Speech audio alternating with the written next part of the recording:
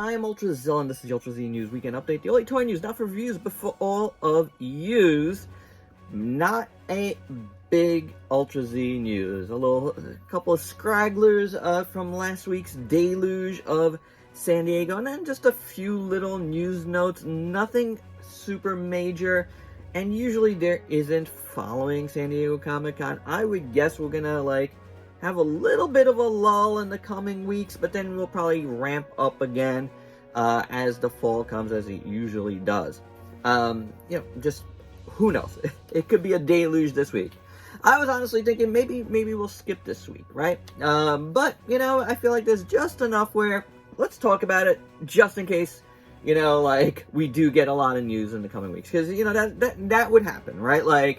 I would say, we could wait, and then it ends up being so much that I'm like, oh, there's a little bit of extra I should have done. So without any further ado, let's just get to the news. Alright gang, and let's start off with something that's not a toy yet. But the new Godzilla The Ride trailer was released this week, and Mecha Godzilla is the main baddie in it. And this is the maquette from it, and this looks amazing. And yeah, this is going to be a toy. You can bet your bottom dollar we are getting some form of toy or toys of this in the coming months, I would guess. It does look awesome, and you should go check out that trailer for sure. So here's a message on the SH Monstars King Ghidorah 1972 that's coming from designer Yuji Sakai, who, you either love him or hate him at this point, even though he's a master. It's bananas, and it all goes, back to, the whole SH versus Haya debates. But anywho, you can't deny this guy. He's amazing. Anywho, this is all about, and you could read it on your own, how he came up with the design, and how, this design from, Ghidorah the three-headed monster up till, Gigan, Godzilla versus Gigan, this was the same, design, just tweaked and kept on tweaking with some new things, and how he kind of took, segments from it from different parts, you know what I'm saying? So I think it's kind of like, hey, I'm probably gonna get some criticism on this as well. Here is my explanation from it, and I mean, it makes sense, and you gotta think this is probably gonna be reused a little bit with some tweaks here as well. So just wanted to pass this along if you hadn't seen it. The SH Figure Arts Kaiju number 8 figures continues with Season 2's Gen Narumi, who is really awesome if you watch the first few episodes. Really cool, has a really great weapons. He's pretty much the leader of the first division, but he's kind of a goof as well. And I really like this character, and this figure is looking fantastic. Now give us some kaiju. There's a new Bandai Converge Motion Ultra Man Omega figure coming. It looks okay. I mean, I haven't seen the show yet, but I do want the figure arts at least, right? There's also an exclusive Funko Pop Shin Godzilla Emissions version coming as well. So if you're into the Funko Pops, do stay tuned for more on that. Finally, looks like we're getting the Beast King Voltron. This has been years in the making, this design. It looks really awesome, and I would start checking around for those pre-orders, because they are up, and this might be something everybody might want if you're a Voltron fan, because this looks absolutely gorgeous, both in Lion mode and in Voltron mode. It is an amazing design. Speaking of amazing designs, Heat Boy has their own kind of Tetsujin meets a Jaeger design, and this looks really cool, and I'm into this 100%. So I gotta stay tuned for more on this one, because it is definitely something I might want to cover here on the channel. A lot of conflicting reports this week on the Takara 40th anniversary Leo Prime. Was it canceled? Was it not canceled? It was already backed up for whatever reason they had. But it appears that it is actually still going to happen. So for me, that is a great thing, because I still have this on pre-order. The next missing Link figure was both teased and then revealed this week, and it is G1 Nemesis Prime, and that looks awesome. Yeah, I think that's gonna be a get for me. And the next Wild King figure was also revealed, and it is Energy Beast Sky Report. And this looks pretty neat. I haven't gone in on any more yet, but I still do plan on getting, like, at least a few more to fill out my Optimus Prime. And, you know, make him a full combiner. That'd be cool, right? Yellow Park's next AMK Pro series is Transformers Revenge of the Fallen Megatron. And this looks super menacing. It looks really cool. Yeah, this is one that everybody should take a look at. Now, DNA Design is doing a upgrade kit for this Knight Optimus Prime, Age of Extinction Optimus, and yeah, I mean, it looks good. It looks like it definitely helps, and it's got some cool weapons, but, you know, there's so much that needs to be done on this, and I just don't feel like this does everything that I would want. I just need a new figure. I didn't like this figure. But this is a cool upgrade kit for those that do.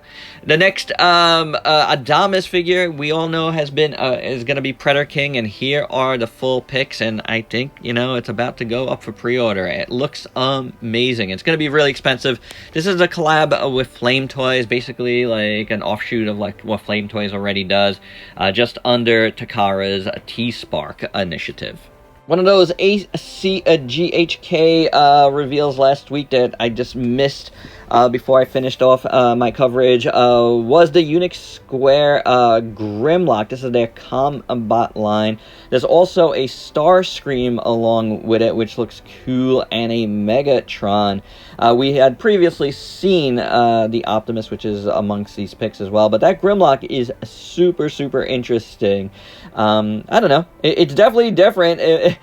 If you're collecting Grimlocks, and I do like me some Grimlocks, I might consider this. It is an interesting line, this combat line. It's basically, you know, they don't really transform. They kind of come apart and come back together. So if you're into that, these are very interesting designs that you might want to look at. Now, in Takara's Toy Rise line, we are getting a Gao Fi Gar. I wish this line was a little bit more affordable, because I would get these. I talked about this on the Forge live stream, which you should definitely check out.